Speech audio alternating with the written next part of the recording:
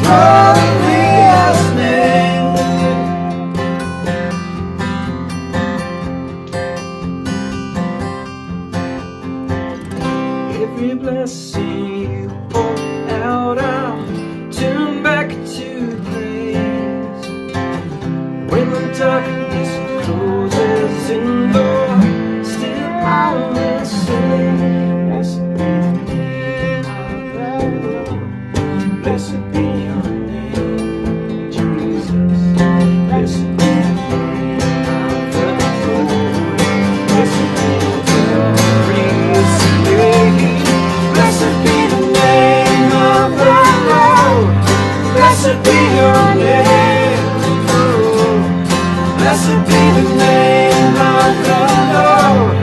Blessed be your glory.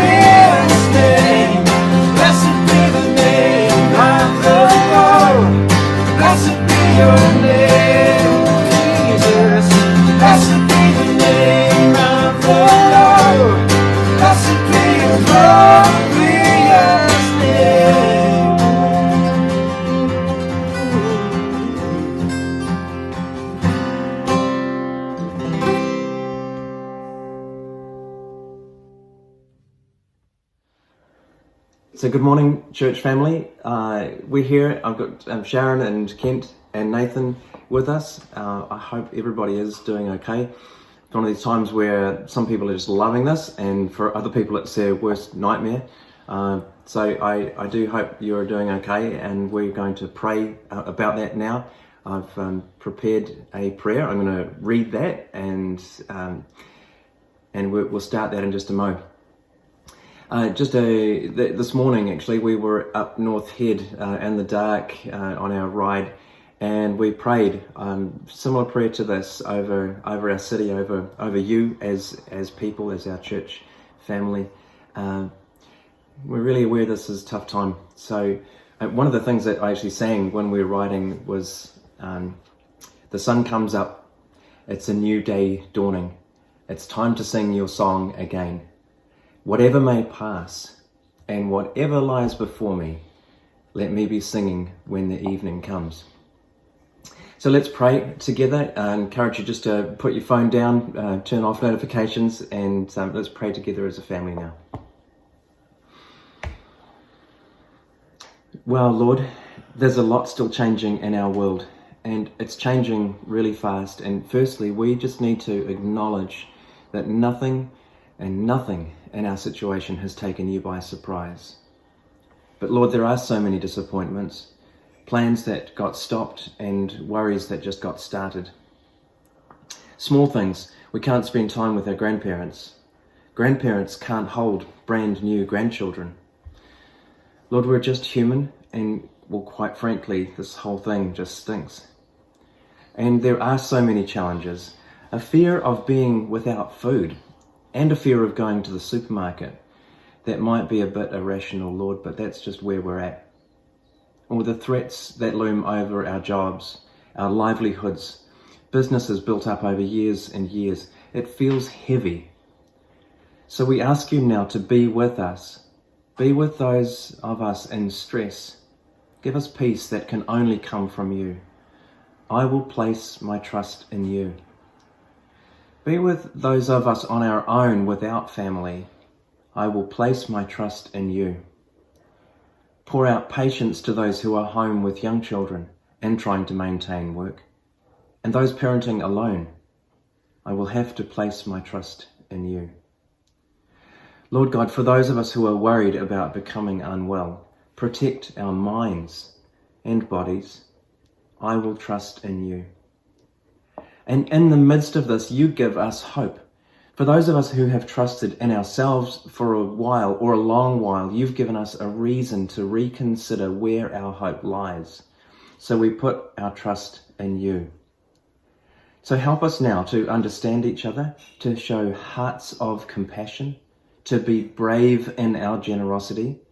For if your eye is on the sparrow, how much more do you care for us? Hear us when we cry tears of worry, but I will trust in you. And Lord, lastly, now we ask you to speak to us through your word. It says in Proverbs chapter 4, my family, pay attention to what I say. Listen closely to my words, for they are life to those who find them and health to one's whole body. Yes, Lord, that you would take Ruben's message this morning and make it land on us so we cannot miss its importance as we seek to love you, as we seek out opportunities to share with our neighbour, and as we seek to bring your hope to the world. Amen. Amen.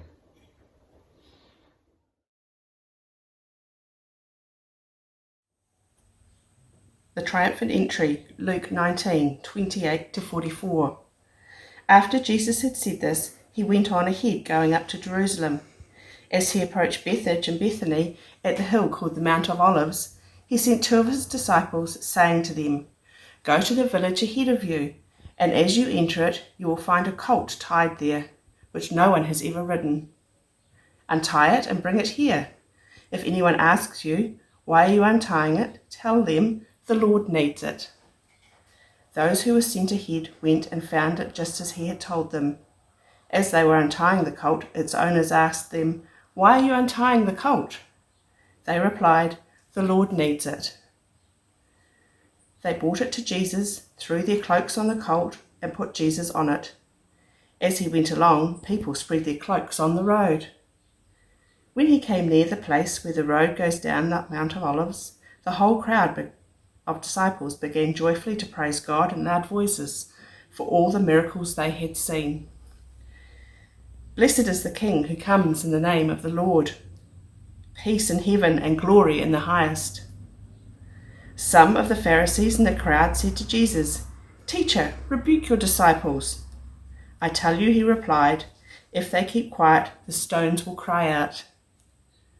As he approached Jerusalem and saw the city, he wept over it and said, "If you, even you, had only known on this day what would bring you peace, but now it is hidden from your eyes. The days will come upon you when your enemies will build an embankment against you and encircle you and hem you in on every side. They will dash you to the ground, you and the children within your walls. They will not leave one stone on another, because you did not recognize the time of God's coming to you." Well, this morning is Palm Sunday, the Sunday before Easter. And I want to look with you this morning at the story that's often told on Palm Sunday, the story of Jesus entering into the city of Jerusalem. And the reason that this story is usually told on Palm Sunday is because this story happens on the first day of the week leading up to the day that Jesus was crucified. Jesus was crucified on the Friday, and this event most probably happened on the Sunday leading up to that week. And really, this event, this story, formed a catalyst for the events that then unfolded that led towards Jesus' crucifixion. In some ways, the events of this day set in motion a chain of events that led towards Jesus' death and then his resurrection. So this is a pretty important story. It's an important story in the unfolding of Jesus' life and an important story as we focus and prepare ourselves for the events of Easter weekend. So we're going to look at the story from the Gospel of Luke this morning. In Luke chapter 19, the story is told in all four of the Gospels, but we'll focus on Luke's telling of the story. And as Luke begins his account of this story, we have Jesus on the way to Jerusalem.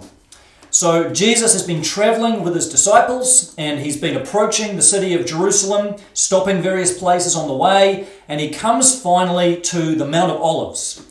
This is a place reasonably close to the city of Jerusalem, a hill where you can look over the city, and this is Jesus' final stop before entering the city of Jerusalem. And so he rests there for a while, and while he's there, he says to his disciples, says to two of them, I want you to go into one of the nearby villages and find a donkey that is tied up, and I want you to untie it and bring it back to me. And if the owner of the donkey asks any questions about that, just say the Lord has need of it. And so these two disciples go off and do what Jesus has told them to do, and amazingly enough, the owner of the donkey doesn't ask any questions. He lets them have the donkey, and I wonder if that guy, the owner of the donkey, was possibly so intrigued by what was going on that maybe he joined in and followed along and was so intrigued with who this Lord was that the disciples were bringing the donkey to. So they bring the donkey to Jesus, and they place their cloaks on this donkey, and they put Jesus on the donkey, and they begin their journey from the Mount of Olives into the city of Jerusalem. Now, I've been to this area in Israel, outside the city of Jerusalem, and walked that road from the Mount of Olives across to the old city of Jerusalem. And obviously it's not the same path today. Now it's all a nice concreted path, but it's still a reasonably steep hill at times, going down the Mount of Olives, and then you have to get across the valley at the bottom, the Kidron Valley, and then you come up the other side into the old city of Jerusalem. And Jesus would have had to zigzag his way across this hill to get down and then up the other side. It would have been a reasonably long journey for him, especially on a donkey. So this would have taken some time. And as Jesus is moving towards the city and preparing to enter the city, a massive crowd come out of Jerusalem and start to form this procession around Jesus. And they make a pathway for him. And they take their cloaks and they lay them down on the ground before Jesus. And that was a sign that a great dignitary is approaching the city. This would often happen. If the emperor or some important official was coming to your city, the people would come out of the city, they would lay their cloaks down as a way of preparing for the arrival of this VIP. And that's what these people are doing, that they're welcoming an important dignitary, who is Jesus, into their city. And as Jesus comes into the city of Jerusalem, he comes through this massive crowd, the people start shouting, they start cheering. And the words they say, Luke records them here, in verse 38, they say, "Blessed is the King who comes in the name of the Lord." Now, those are not just random words that these people are saying. They're not just pulling these words out of thin air. Those words come from the Old Testament. They're taken from the book of Psalms, Psalm 118, and that psalm had a very particular place within Israel's history. Psalm 118 was one of the psalms that was used for the enthronement of a king. So every year in Israel, in the Old Testament, you have a king, and every year his enthronement would be reenacted. Even though he's still the king, you'd have this enthronement ceremony. And he would lead a great procession of people into the city of Jerusalem, exactly the same path that Jesus follows here. And as the king moves on his animal, a horse, a donkey or whatever, comes into the city, the people would start cheering. And they would start singing the words of this psalm, these exact words, "Blessed is the King who comes in the name of the Lord," and words of other psalms as well. And this would be the way people would use to declare the fact that this is our king. This is our leader. He is God's chosen king. He's the one we're looking to for leadership and guidance. He's the one through whom God is leading us. And so the kingship of this person would be affirmed, and they would be re-enthroned, in a sense, every year. This was an annual festival. So you've got a bunch of people here in Jerusalem who are very familiar with this ceremony. And when you see this crowd and you look at this procession, and you see people using those exact words from Psalm 118 to declare Jesus as the king, you can see exactly what kind of story this is. This is an enthronement ceremony for Jesus.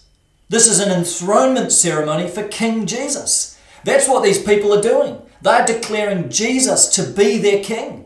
They're wanting him to be their true and rightful king. They're affirming that he is the true king of Israel, indeed the king of the whole world. And they're seeking to enthrone him, to affirm that place that he has as the true and rightful king over all. That's the kind of picture that Luke is painting here.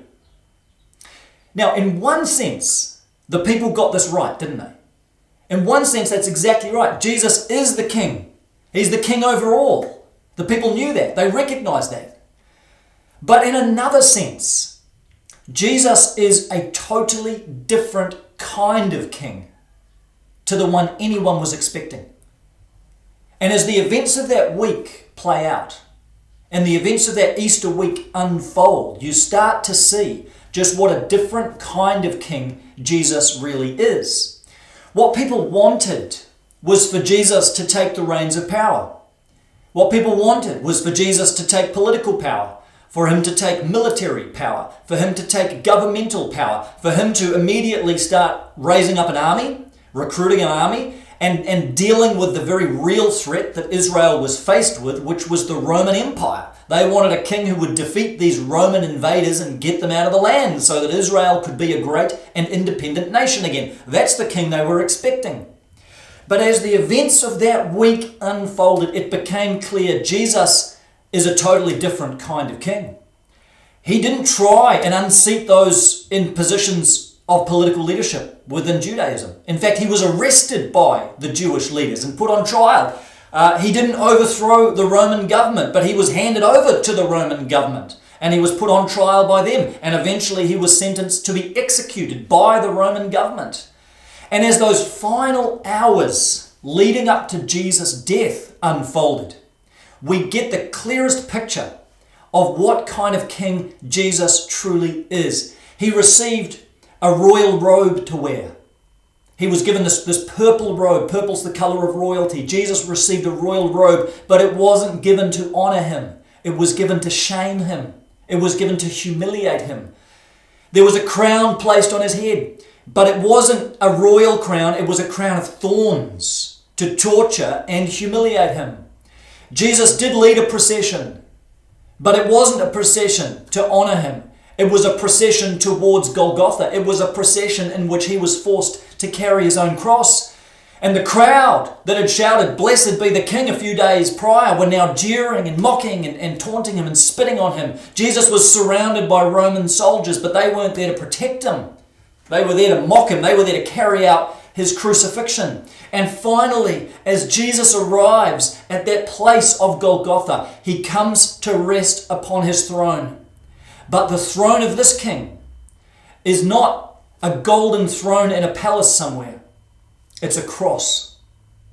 And it's from the cross that King Jesus begins to reign. That's how extraordinary the death of Jesus really is when you think about it. If you were there that day, if you were at that scene of Jesus' crucifixion and you looked on, it would have looked like any other crucifixion.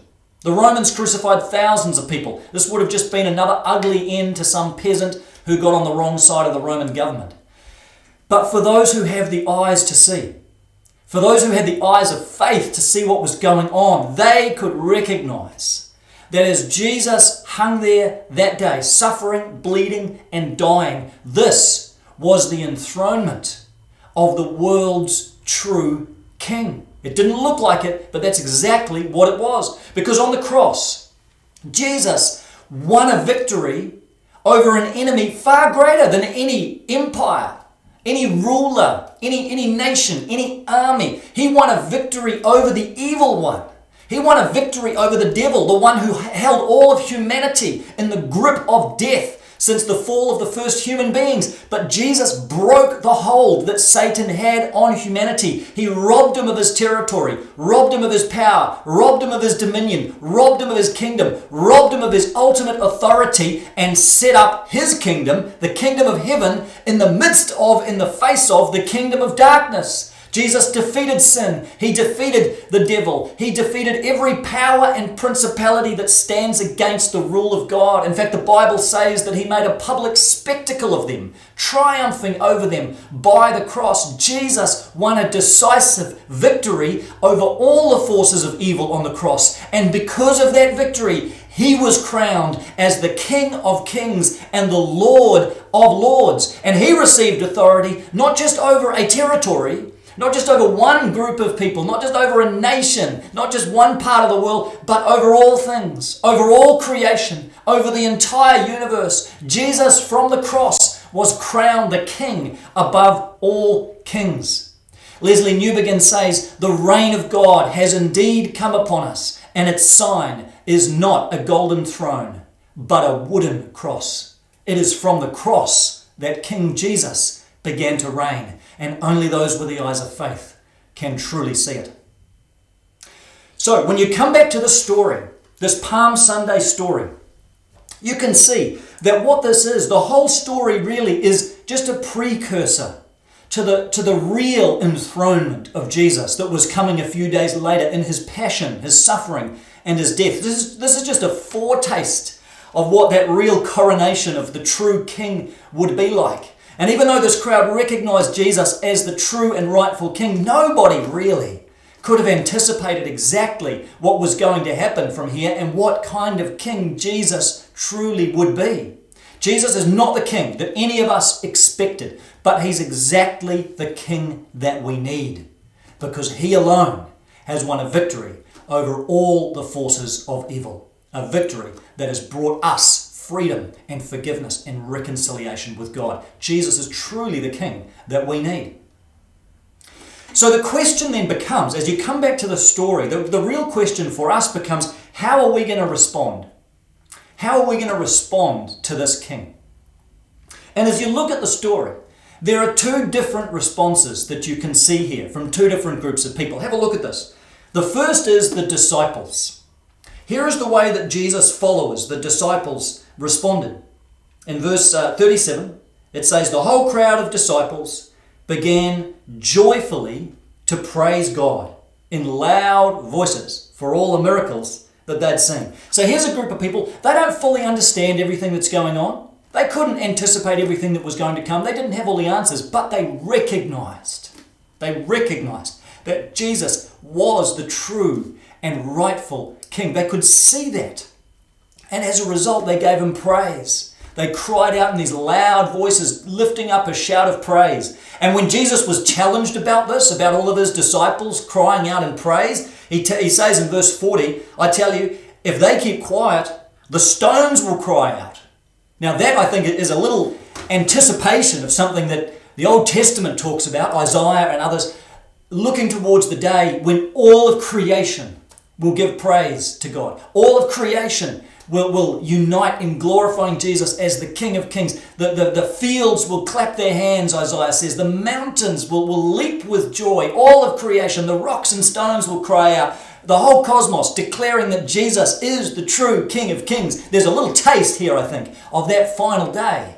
But the point is that God wants those who are willing in the present to recognize the kingship of Jesus, not waiting for that day when it's too late, but recognizing in the present that Jesus is the true and rightful King. And let's be honest, sometimes that's not easy. Sometimes you look around, it's not always easy to recognize Jesus as the King. I mean, you look around at the moment in the midst of this COVID-19 pandemic and it seems like things are pretty chaotic. It seems like in many ways the world is out of control. It doesn't always look like Jesus is in charge. It doesn't always look like he's the king. We see confusion, we see uncertainty, we see anxiety, and we see chaos. And we wonder, how is Jesus in charge in all of this? But even so, those with the eyes of faith, followers of Jesus, even in the midst of this situation, can look up and say, Jesus is still the king, even in this. Jesus is still the Lord. He's still on the throne, even in the midst of this pandemic. He's still got the world in his hands. He's got this. He is in control. He knows what he is doing. He didn't bring this all about, but you better believe he's working in the midst of it all for the good of those who love him, to move his purposes forward and reveal his will and his kingdom. There is light coming about in the darkness, and Jesus is still King of Kings and Lord of all, even in the midst of COVID-19. Back in 2001, after the terrorist attacks of 9/11, there was a worship leader named Matt Redman who was traveling around the United States, and he was leading worship in a few different churches there. And he was suddenly faced with this task of leading worship in churches that were grieving deeply and struggling massively because of the tragedy of what had happened in these terrorist attacks. And reflecting on this later, Matt Redman talks about how he struggled in that time to find songs that really gave voice to the grief that people were feeling, but still the hope that they wanted to place in Christ as their true King. And out of that struggle, out of the turmoil of that time, Matt Redman wrote a song. It's become a well-known song. It's called Blessed Be Your Name. We sing it at Shore sometimes, and you heard it this morning on the recording. And it's a song that captures the different seasons of life. Blessed be your name. When the sun's shining down on me, when the world's all as it should be, blessed be your name. We bless God in the good times. In some ways, it's easy to bless God in those times, isn't it? Because things are good, things are going well, and we want to give praise to God. But then the next verse says, blessed be your name on the road marked with suffering. When there's pain in the offering, blessed be your name. Now that's much harder. That's much harder to say when things are falling apart, when life gets hard, when we feel the squeeze, to be able to say, even on the road marked with suffering, blessed be your name. And the bridge to that song that Matt Redman wrote very simply says, you give and take away. Difficult words to say, difficult words to hear. And he had apparently people coming up to him after he'd sung that song saying, you can't say that. You can't sing these words in church. You give and take away. But he reminded them, those are not his words. Those are words that come from the Bible. Those are words that come from the book of Job. Job said, the Lord gives and the Lord takes away. Blessed be the name of the Lord. In other words, no matter what the circumstances, No matter how difficult it gets, whether I'm going through good times or really difficult times, I can still look up and declare that Jesus is King, and I can give praise to his name. Now that's not always easy to do, but that's the challenge that we find ourselves in the midst of this situation. Being able to say whatever the circumstances, no matter how difficult it gets, even if it gets worse before it gets better, we can still recognize Jesus is the King. We can still lift up a shout of praise and declare his lordship, his authority, his kingship in the midst of all we're going through, and even in the chaos and the confusion, to say, blessed be the King who comes in the name of the Lord. That's who Jesus is. We've got to be able to recognize him as the King. Now, there's another response that came to the kingship of Jesus, and it's a much more tragic and sad response. Look at the response of the Pharisees in verse 39. Some of the Pharisees in the crowd said to Jesus, "Teacher, rebuke your disciples." Now these Pharisees, these are supposed to be the leaders of Israel. These are supposed to be the people that are in charge and leading well and leading wisely. And yet these are the guys that completely fail to recognize and fail to see what's going on. They're just concerned with the massive ruckus that the crowd is making. They're just concerned with the fact that there's too much chaos going on and too much shouting and yelling going on. They can't see the King that is in their midst. They're so concerned with keeping the public order, they can't see the presence of the King of Kings right in front of them. And they miss it. They miss Jesus. They miss what's going on. And this is why in verse 41, the whole tone of this passage changes. And suddenly the mood changes from one of celebration and jubilation to one of sorrow and lament. And Jesus just starts weeping. He starts crying. He as he approaches Jerusalem, weeps over the city. And he says, "If you had only known on this day what would bring you peace." In other words, if you'd only known how you could find real peace, if you'd only known who it was that was standing in your midst, if you had only known where you could find eternal life, there's no way you'd be shutting this down. You'd be encouraging it. You'd be joining in. You'd be praising God along with these disciples, but you've missed it. And now you're cut off. You're cutting yourselves off from what God is doing. Jesus weeps over the city. He weeps over the Pharisees. He weeps over those who fail to recognize who he is. And in our world today, there's many, many people who still fail to recognize Jesus as the King. They're good people, they're educated people, they're smart people, but they don't recognize the King who is among us, the King who is reigning over us. And just as Jesus wept over the city of Jerusalem, Jesus continues to weep over those in the present world who refuse to acknowledge him as King. Jesus is not sitting up there in heaven with some smug look on his face saying, "Well, I'm just going to smite you and you're going to get what you deserve after all." No, Jesus is weeping over those who don't know him. And if you don't know Jesus this morning, if you don't have a real living relationship with him, I want you to know Jesus right now is weeping over you. And I don't say that to manipulate you emotionally in any way. I just want you to know and understand that Jesus is not there to lecture you or condemn you. Jesus is weeping over you because his heart is broken that you're rejecting his love.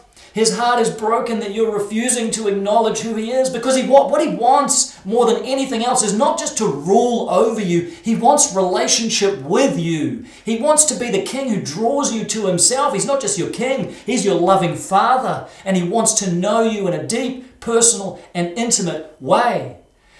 And when you stand at a distance from that and refuse to acknowledge Jesus as King, his heart is heavy, his heart is broken, and he weeps over you just as he wept over those Pharisees. You know, the good news is, though, you don't have to remain one of those Pharisees. If that's who you are and if that's where you are, you don't have to stay in that position. Those Pharisees made their choice, but you've got your choice to make today. And I want to encourage you, I want to urge you, if you've never recognized Jesus before as the King of Kings, you can recognize him today. You can acknowledge him today, and you can join that procession of disciples today. Don't stay with the Pharisees. You can join that procession of Jesus followers today, laying down before Jesus, not a cloak, but laying down your life That's what he asks of you, that you'd lay down your life and entrust it to him as you acknowledge Jesus to be the true and rightful King of all. So I just want to leave you with that question today. I want you to think about this story and ask yourself, if you were there that day, if you were there as Jesus rode into Jerusalem that day on a donkey, where would you be in this story? Who would you be in this story? Would you be one of the Pharisees that just stood at a distance and rebuked it all and challenged it all and criticized it all and failed to recognize the King in your midst? Or would you be one of the disciples? Would you be one of Jesus' followers? Are you willing to be one of those followers today? Are you willing to be one of those who lays your life down before the King of Kings to welcome him? Welcome him into your life. Not keep him at a distance, but welcome him into your home. Welcome him into your heart. Are you willing to recognize who he is, the King of Kings, the Lord of Lords? Are you willing to respond by giving praise, giving worship to him, lifting up a shout of praise and saying to him, "Blessed is the King who comes in the name of the Lord"? Jesus' desire is that every person would truly recognize who he is as the world's true and rightful King. And I pray today that you would be among those who don't miss out on the coming of the King, who don't fail to see who Jesus truly is, but can recognize him even in the midst of this crazy time, even in the midst of all this turmoil that we're going through at the moment, that you, God, would open your eyes to give you the faith to recognize Jesus is still the King, even in this, even today, even right here and right now. He is the King. I pray you'd be able to recognize that. I pray you'd welcome him. I pray you'd give him praise, and that we would be able to join with all creation in saying and shouting out, "Blessed is the King who comes in the name of the Lord." Amen. Let's pray together. So Jesus, we do acknowledge you as our King today. And not just our King, you are the true and rightful King over all things, King of creation. You're the King over history. You're the King of the whole universe. Jesus, you have all authority. And today we want to just say, Lord, we recognize you. And like those people 2,000 years ago, we don't have all the answers. And we don't know everything that we might want to know about you, Jesus. And we don't know exactly how things are going to play out. But Jesus, we can see you as the King arriving into our lives, into our world, and coming to bring your kingdom, even in the midst of the present darkness. So we acknowledge you as King today, Jesus. We give you praise. We give you our worship. We give you our hearts. And we acknowledge that you are ruling. You are reigning. Help us to look, help us to see where you are at work and join you in that. We love you, Jesus. We declare you as the King of Kings and the Lord of Lords this morning. And it's in your mighty and precious name that we pray these things. Amen. Well, thanks for tuning into our service this morning. Just two things before we go. One is that we have our church prayer meeting this Thursday night online. So 7 p.m. we're having a prayer meeting on Zoom. And you're all welcome to join in. We sent out the link on the email last week. We'll send it out again this week with some instructions on how to access that. So as many of you as would like to join in with that prayer meeting, you're very welcome to do that. That'll be another great way for us to gather together, connect and pray together. So Thursday evening. And then secondly, just to finish our time this morning, I'm going to lead through a time of communion, a time of observing the Lord's Supper. So if you don't want to be part of that, that's fine. You can just switch off now and enjoy your day. But if you'd like to do that, then you can just have the bread in front of you there, if you're going to use something like that, bread or crackers, and some water or juice, whatever you're going to use. Just have that there with you, enough for everyone that's there, or if you're on your own, just enough for you. And I want to lead us through that just by reading out the passage from the Gospel of Matthew where Jesus institutes this meal and gives this meal to his disciples on the Last Supper. So let me read these verses for you as I guide us through this time. While they were eating, Jesus took bread, and when he'd given thanks, he broke it. and gave it to his disciples, saying, "Take and eat. This is my body." So let's take and eat together.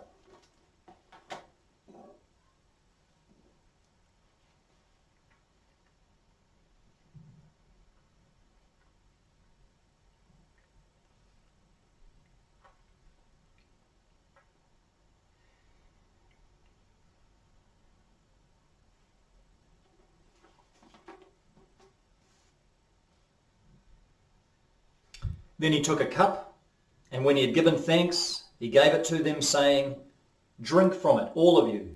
This is my blood of the covenant, which is poured out for many, for the forgiveness of sins." Let's drink together.